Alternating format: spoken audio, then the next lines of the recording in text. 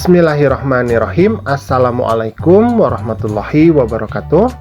Pada kesempatan kali ini kita akan belajar di kelas 3, tema 2, subtema 2, pembelajaran yang kelima.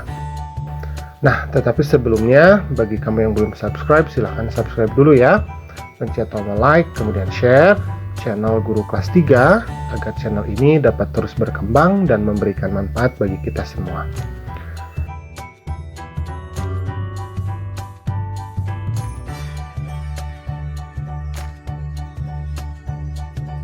Nah, sekarang kita akan membaca teks terlebih dahulu ya. Ini adalah tentang binatang. Nah, itu tentang binatang domba. Tahukah kamu, domba adalah hewan yang masih satu keluarga dengan kambing. Domba ini mirip kambing, namun memiliki bulu yang tebal. Bulunya biasa dijadikan sebagai benang wol. Daging domba dapat diambil manfaatnya.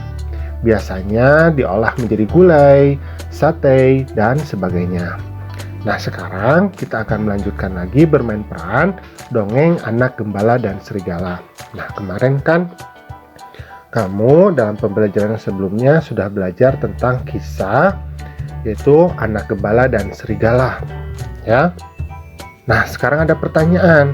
Susunlah kata-kata di bawah ini sehingga menjadi sebuah pesan moral yang terdapat pada dongeng anak gembala dan serigala. Nah, ada kata lagi, tidak, pembohong dipercayai akan pernah mereka berkata walaupun benar. Nah, sekarang kita akan susun kata-kata ini menjadi sebuah pesan ya. Nah, tetapi kakak hanya membantu di depannya saja ya, nanti kamu melanjutkan. Misalkan kata kakak, pembohong tidak akan pernah dipercayai. Nah, lanjutannya apa? Nah, nanti kamu lanjutkan ya kata-kata ini ya. Oke, sip. Nah, sekarang kita lanjutkan kembali pembelajarannya. Kita akan membaca teks juga di sini ya.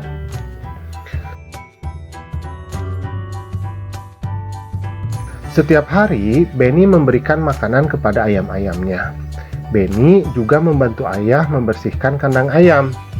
Ayam-ayamnya sudah menghasilkan telur, daging, dan suara yang indah. Benny berpikir ayam akan senang jika kandangnya bersih. Di sekolah, Benny juga selalu berbuat baik. Ia sering membantu teman yang terjatuh supaya berdiri kembali. Kita perlu bersikap baik kepada sesama manusia. Kita akan merasa senang jika ada orang lain yang menolong kita. Orang lain pun akan merasakan senang jika kita membantu mereka. Bersikap baik kepada sesama manusia adalah bentuk pengamalan Pancasila.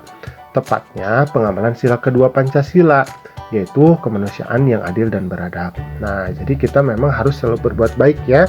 Bukan hanya kepada sesama manusia, kepada teman, kepada orang lain, tetapi juga kepada makhluk-makhluk Tuhan yang lainnya. Misalkan kepada binatang ya. Jadi kita harus memperlakukan binatang juga secara baik.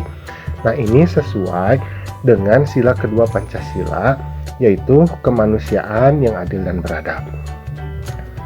Nah, sekarang kita akan masuk ke pertanyaan. Diskusikanlah dengan temanmu sikap baik apa saja yang telah kalian lakukan. Tulislah sikap-sikap baik yang telah dilakukan pada tempat yang tersedia. Nah, misalkan kakak coba membantu ya. Misalkan sikap baik yang telah kakak lakukan, misalkan membantu teman. Nah, kemudian sikap baik yang teman sudah lakukan kepada kakak, misalkan mengajari bersepeda. Nah, seperti ini ya. Nah, nanti coba kamu tulis kembali sikap-sikap baik apa yang telah kamu lakukan kepada teman kamu. Kemudian kamu juga menuliskan sikap-sikap baik apa yang telah temanmu berikan kepada kamu. Mudah ya, gampang ya. Oke, sekarang kita akan lanjutkan kembali. Nah, di sini ada soal matematika ya, masih tentang sifat pertukaran pada perkalian ya, atau sifat komutatif. Nah, kakak ingatkan kalau sifat komutatif itu hanya berlaku kepada penjumlahan dan perkalian ya. Artinya pertukaran tempat bilangan ya. Nah, di sini ada soal nomor 1, misalkan titik-titik dikali 5 sama dengan titik-titik dikali 7. Nah, kira-kira berarti gimana nih isinya? Iya, pinter ya. Jadi kita tinggal memindahkan saja tempat atau lokasi dari bilangan tersebut. Berarti titik-titik kali 5 itu artinya adalah 7 dikali 5 ya. Jadi 7 dikali 5 itu artinya sama dengan 5 dikali 7. Nah, itu ya. Mudah ya. Nah, jadi sifat komutatif ini adalah sifat operasi hitung terhadap dua bilangan yang memenuhi pertukaran letak antar bilangan sehingga menghasilkan hasil yang sama. Nah, jadi sifat komutatif ini hanya berlaku pada penjumlahan dan perkalian. Jadi misalkan di soal nomor 1 kan 7 kali 5 sama dengan 5 kali 7.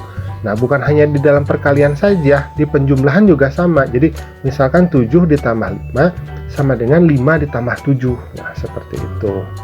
Mudah ya, gampang ya dipahaminya ya. Nah, alhamdulillah pembelajaran kita pada kesempatan kali ini sudah selesai. Terima kasih ya sudah mau menyimak. Assalamualaikum.